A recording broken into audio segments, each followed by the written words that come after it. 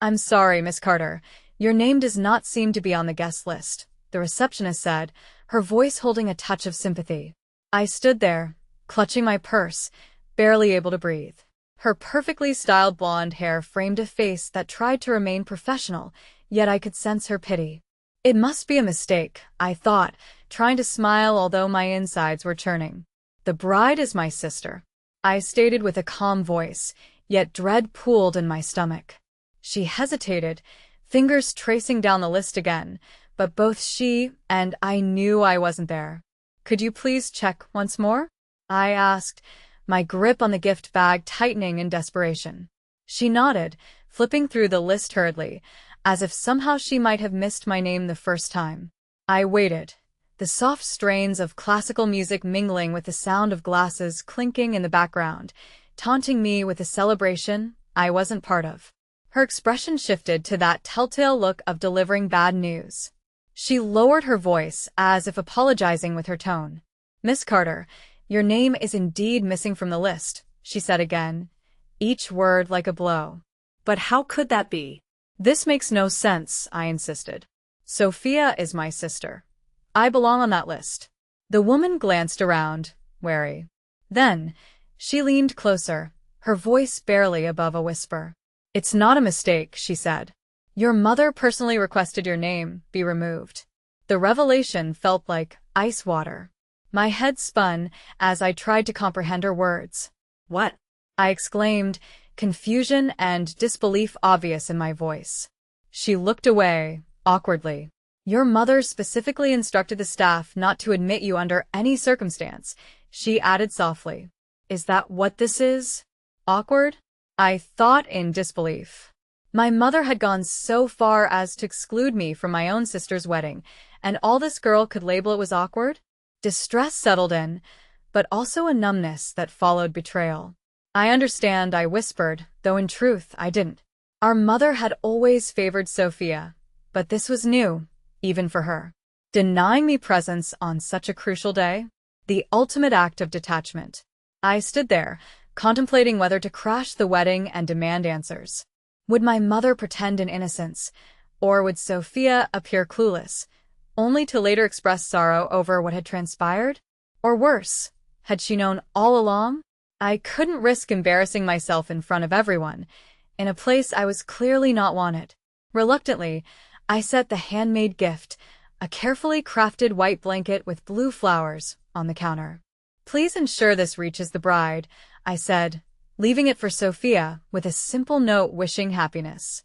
It had taken months to create, a tribute to happier times and family unity that no longer existed.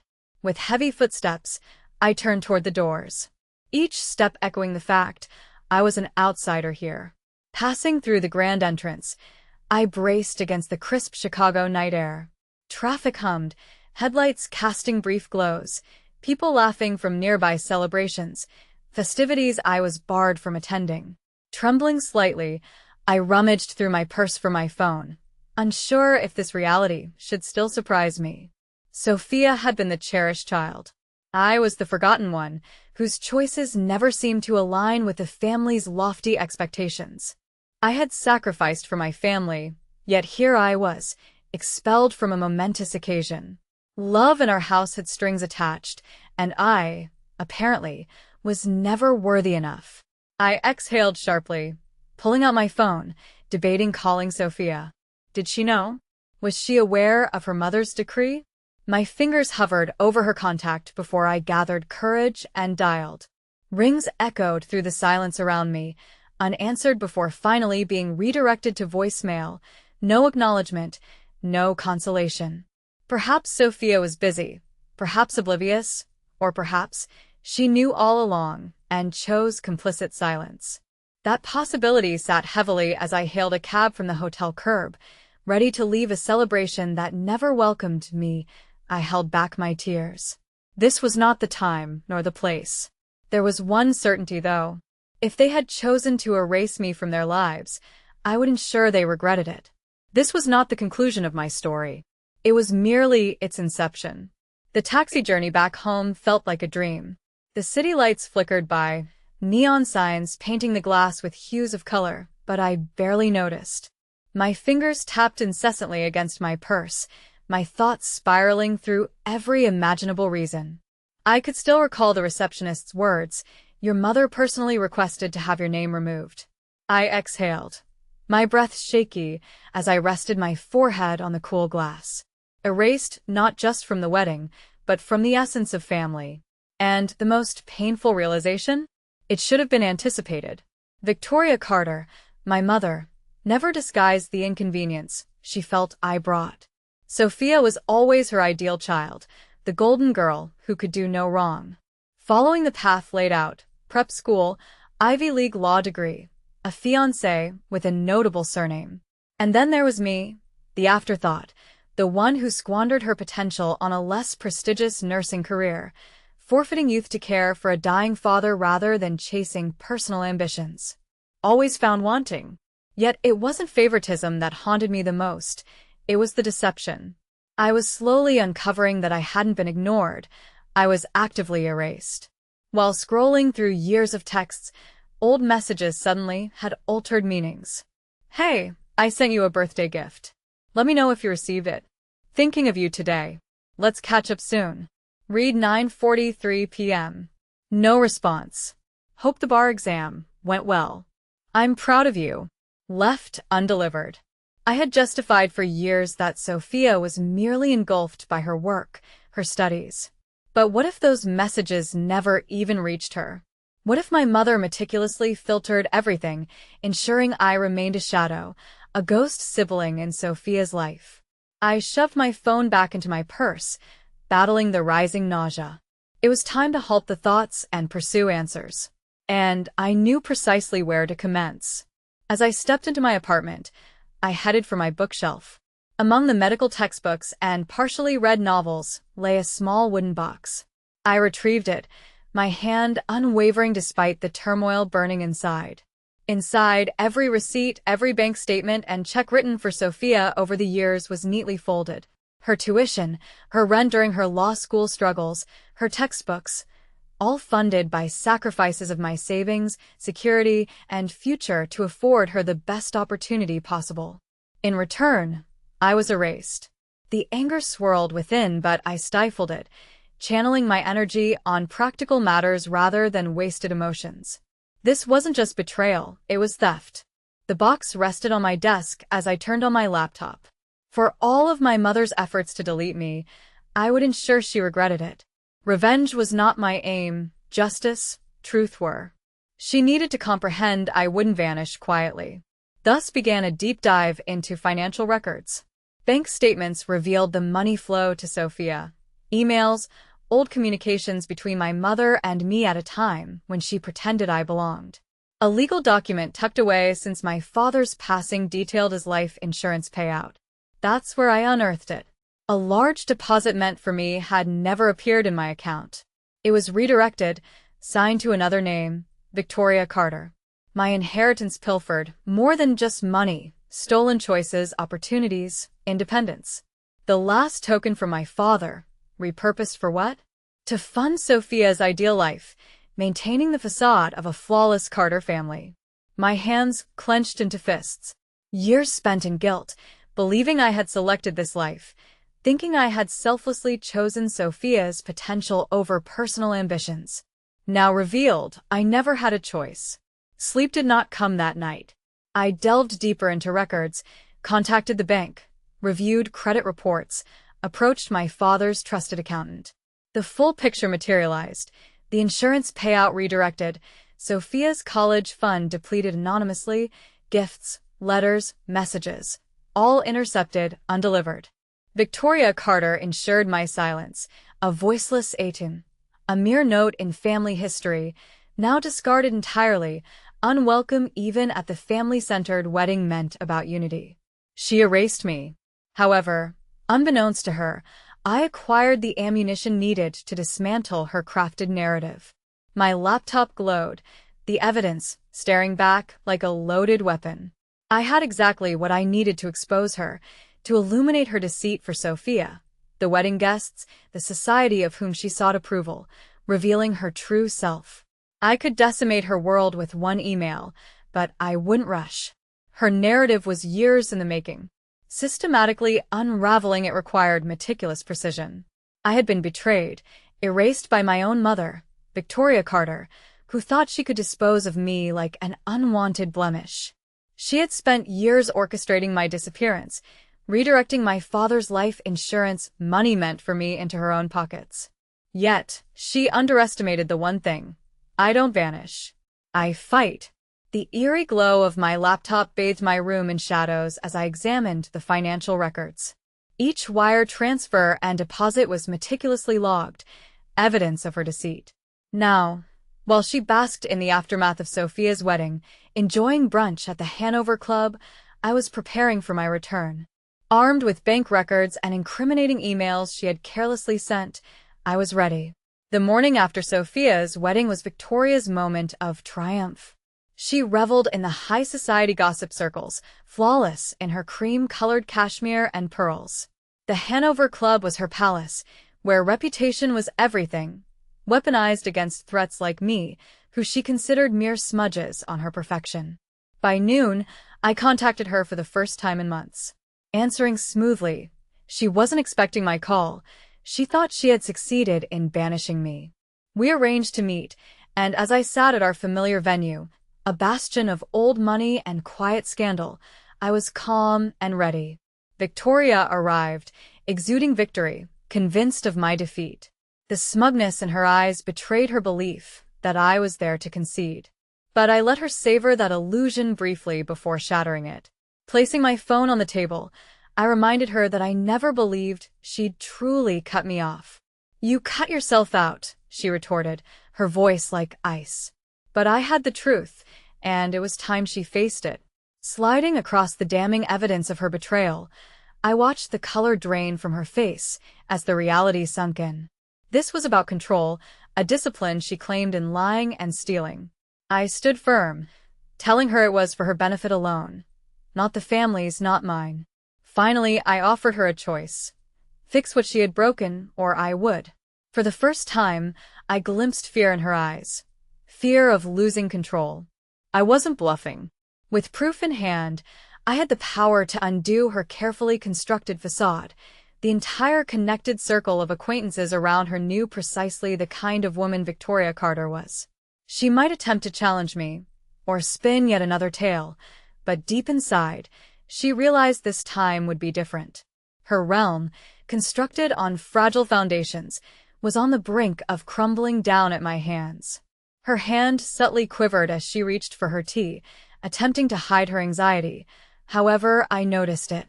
I witnessed the exact moment Victoria understood. She wasn't steering the ship anymore. "All right," she finally uttered, her words thin and terse. "What do you want?" I grinned. Now progress was being made. Victoria, for her entire life, masterfully controlled every narrative, wove lies so flawlessly that everyone around her believed them wholeheartedly. She had a steadfast belief in her power's permanence, her reputation's unshakability, and her own ability to twist truth into stories to suit her needs. But today would be the day she learned how terribly she had misjudged the situation.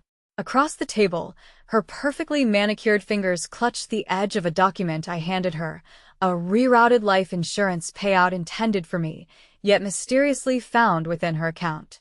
Her expression betrayed nothing, but I could read the subtle signs, the tension held within her jaw, the deliberate cadence of her breath as she calculated whether to deny or maneuver herself out of the predicament.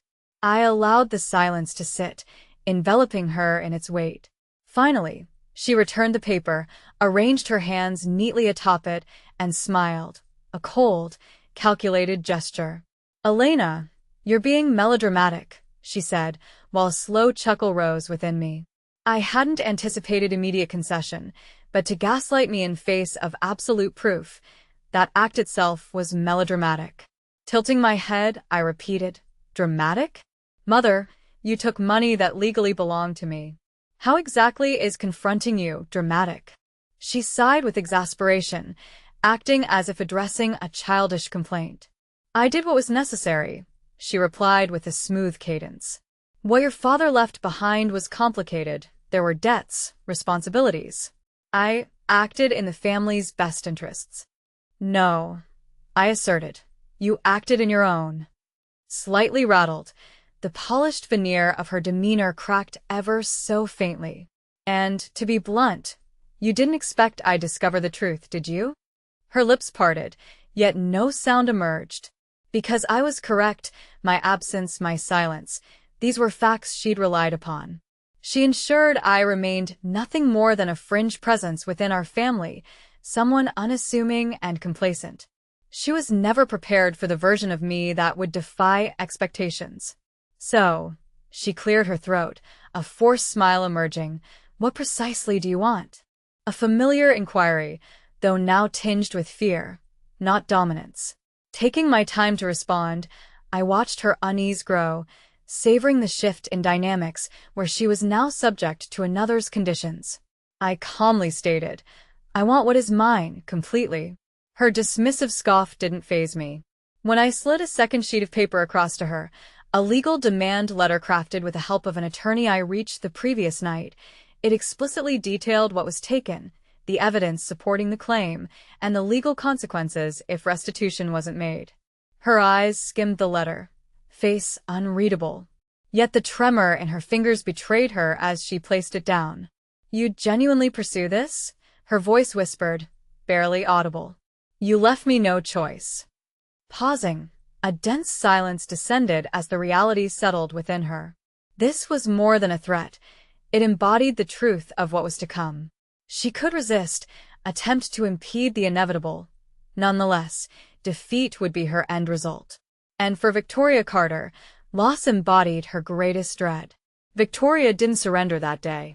She refrained from providing an immediate agreement. Yet, the struggle within her eyes told of the inner battle raging. The confrontation wasn't merely over the money. If the scenario escalated publicly, it wouldn't merely hit her financial standing, it would obliterate her vaunted reputation. For someone like my mother, her reputation held a value transcending wealth. The following day, a message from Sophia flashed on my phone. "Mom is acting strange. Keeps pestering about you." What happened? I contemplated the message thoughtfully before replying. She's been exposed. A moment's pause, then Sophia asked again. "What do you mean?" "Ask her," I responded. The last thing Victoria Carter anticipated was for her impeccably composed daughter to stumble upon the truth. This was an asset I was now exploiting. 3 brief days were all it took for the fractures to fracture irreparably. On the 3rd day, Sophia stood at my apartment's threshold, her eyes determined, demanding clarity. Holding financial statements, pertinent proof of every tuition fee, every mercenary gift sourced from my misappropriated inheritance, Sophia confronted me. "Tell me I misunderstood. Tell me she couldn't have done this to you." I remained silent. There was no need to respond because realization dawned within her, the tapestry of falsehood unraveling before her. "She said you just vanished," Sophia whispered, voice quivering, "that you no longer cared, perpetually preoccupied elsewhere." Clenching my teeth, I challenged, "Do you have any doubts now?" Her grip on the papers tightened. "I believe you." In that instant, Victoria Carter's hold over her cherished daughter slipped. Sophia assumed the daunting task of confronting her. I didn't witness the exchange firsthand. Understanding the outcome sufficed. Victoria would deny, deflect, paint herself as the victim. Nevertheless, Sophia had transformed from the credulous child she had been a mere week prior. Staring directly into her mother's eyes, she asserted, "I know what you did." With those words, everything unraveled fully. The illusion of Victoria's power was rendered meaningless, built not on genuine strength, but the fabricated belief of invulnerability. By the week's end, I had my money back. Despite her efforts, Victoria couldn't keep the truth hidden. She had tried to bargain, offer hush money, anything to prevent the fallout. But my refusal was firm. This wasn't just about the money. It was about making her face the consequences for her actions. Sophia knew the truth now, and soon everyone else would too. It wasn't within my ambition to ruin Victoria. She had managed that all on her own. I knew she wouldn't change. Women like her adapted, found ways to deceive new victims. But now her influence was gone. Watching Sophia drift away from her, seeing the panic in my mother's eyes as she recognized her loss, I finally felt relief. Victoria had erased me, stolen from me, reshaped history to make my existence non-existent. Yet, in the end, it was she who faded into irrelevance. And for the first time, I could begin anew, free from her shadow. Victoria Carter had constructed her life around deception, manipulating others, crafting an ideal image of a mother, a widow, a respected woman. But when people started looking closely, the illusion crumbled. Initially, the changes were subtle. Whispers, uncertain glances, ignored invitations. Society doesn't tolerate weakness. My mother, once a high society icon, was now a scandal. Sophia stopped answering her calls. Wedding guests had heard rumors, and the Hanover Club, previously so welcoming, closed its doors to her. Years of power crumbled in less than a week. Watching her world fall apart wasn't as satisfying as I thought it would be. She was already empty, desperately clutching onto a facade. I wanted revenge, but soon I realized I actually craved freedom. With my inheritance restored, I had the chance to escape, to vanish from my family's narrative, as my mother once intended for me. But I chose differently. I rebuilt my life, moved into a new apartment, changed jobs to where I felt appreciated, and traveled. For once, my choices were mine, not driven by obligation or sacrifice. Meanwhile, my sister took her time to recover. I couldn't blame her. Sophia had lived under our mother's control, believing her distorted truths. Gradually, Sophia saw Victoria's true nature. It started with Sophia hesitating to take calls, then no longer defending her. One evening, Sophia came to my door, admitting, "I can't believe I didn't see it sooner." We talked for the first time in years as sisters, Elena and Sophia, not as opposing pawns in Victoria Carter's game. My final encounter with my mother happened by chance. On a cool autumn morning, the air thick with the aroma of coffee and burnt leaves, I saw her sitting by herself at a cafe. The once vibrant socialite, now just another forgotten figure. When she looked up, our eyes met, but no apology came. She sipped her drink, offering a thin, empty smile before gazing away. In her mind, Victoria Carter never admitted defeat. She merely adapted. I turned and walked away, knowing I'd spent too much time seeking her acknowledgement. Letting go wasn't instant. It took time to rid myself of the burden of her voice insisting I wasn't enough. Reclaiming oneself happened slowly, in moments of laughter untainted by the need for approval, in booking trips for no reason but desire, in looking in the mirror and finally recognizing the reflection. I didn't win by destroying my mother. I triumphed by creating something real, something truly mine. I moved forward, never looking back, because the best revenge is a life beyond their grasp. Betrayal wears many faces, sometimes loud and overt, at other times subtle and creeping, infiltrating relationships at their shallowest points. It isn't about facing betrayal, it's about the response. If you found yourself erased from another's existence, your story rewritten without permission, would you fight back or build anew? I invite you to share your thoughts in the comments.